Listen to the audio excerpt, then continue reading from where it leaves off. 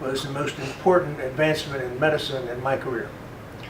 And then for me to say that, that's quite a bit, because I've done a lot of things in cardiology. I was fortunate to really be at the cutting edge of cardiology, and it provided me with a great career and a lot of fun, a great humbling experience to take care of people. But in the back of my mind, as I stood there at 3 o'clock in the morning, putting a balloon in an artery and then opening it up and putting a stent in, is what caused this thing in the first place?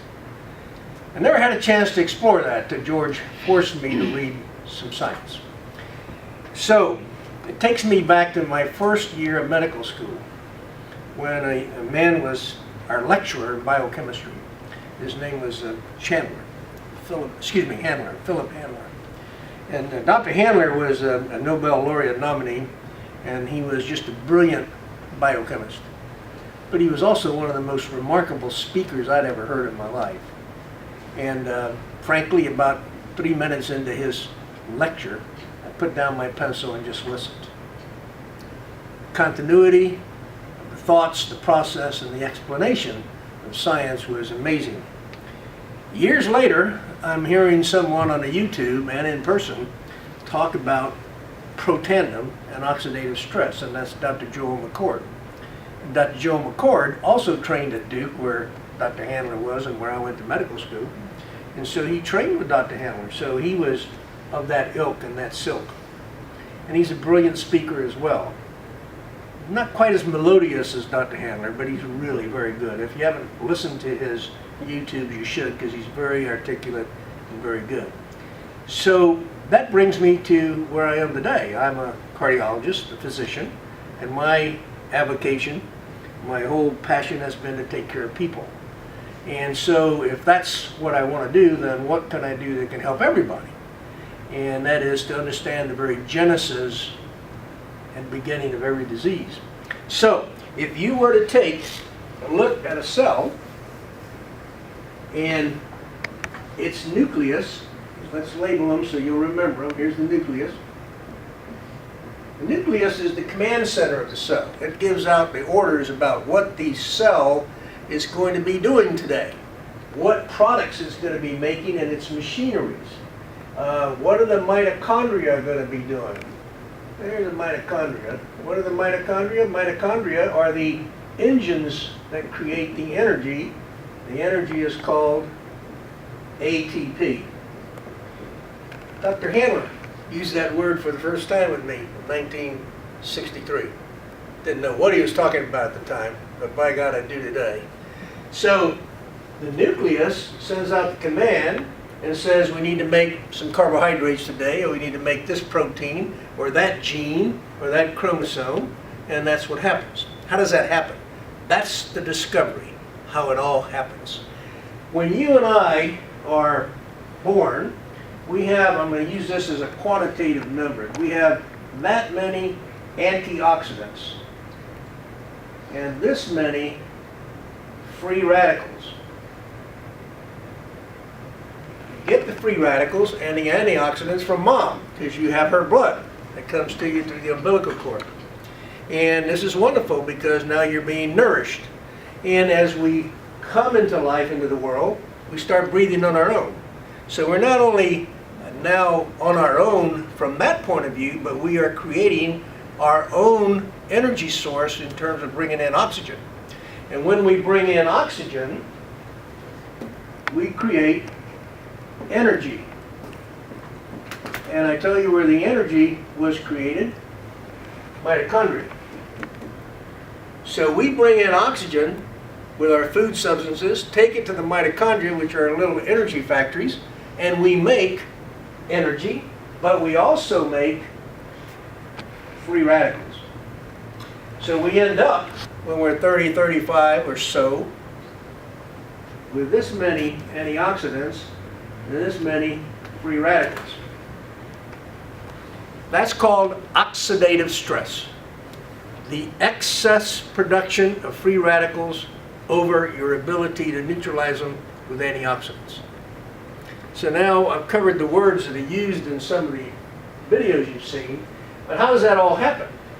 It happens because this command center works in conjunction with a protein that sits in our cell.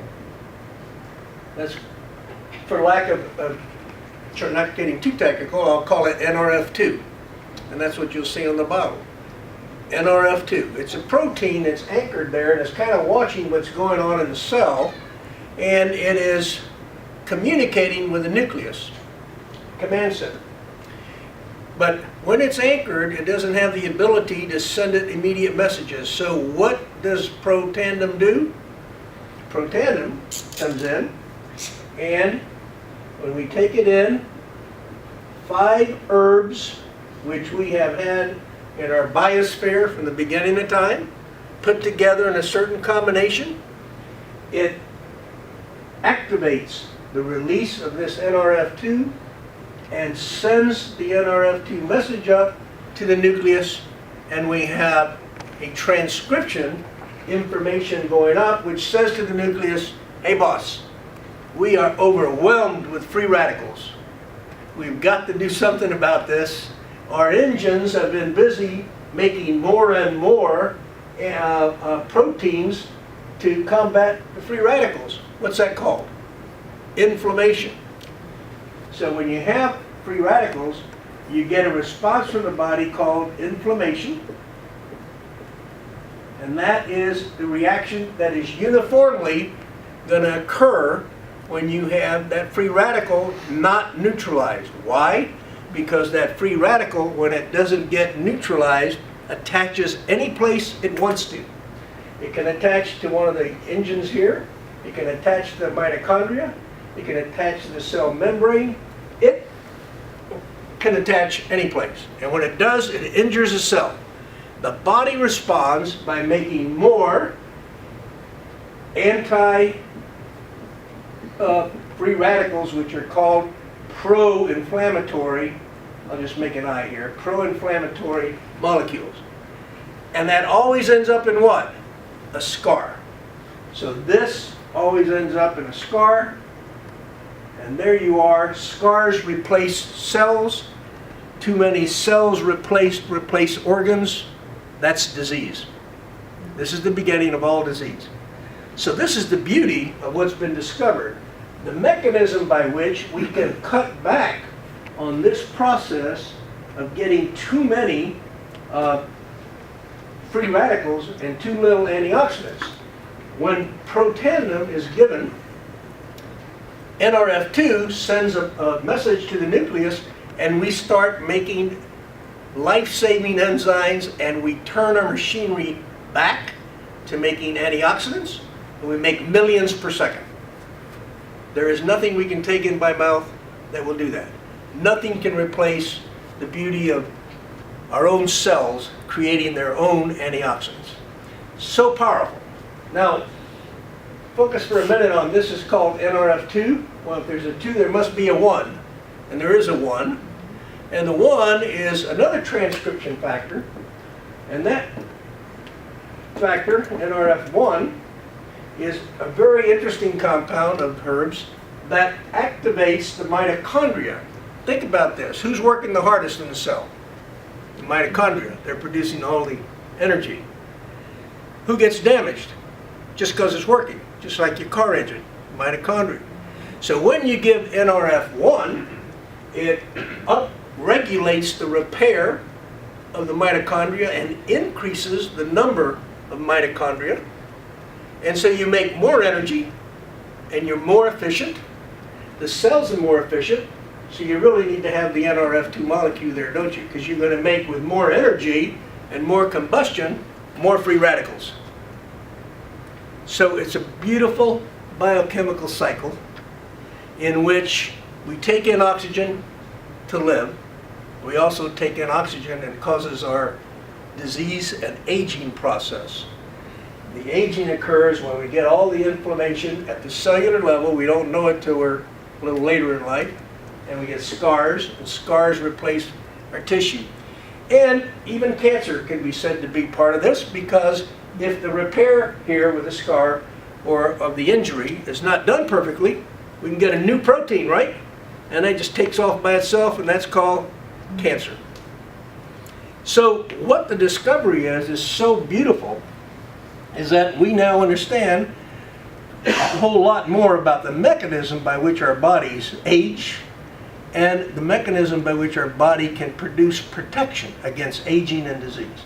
Slow down the progression. It will never stop, by the way, guys, until you die.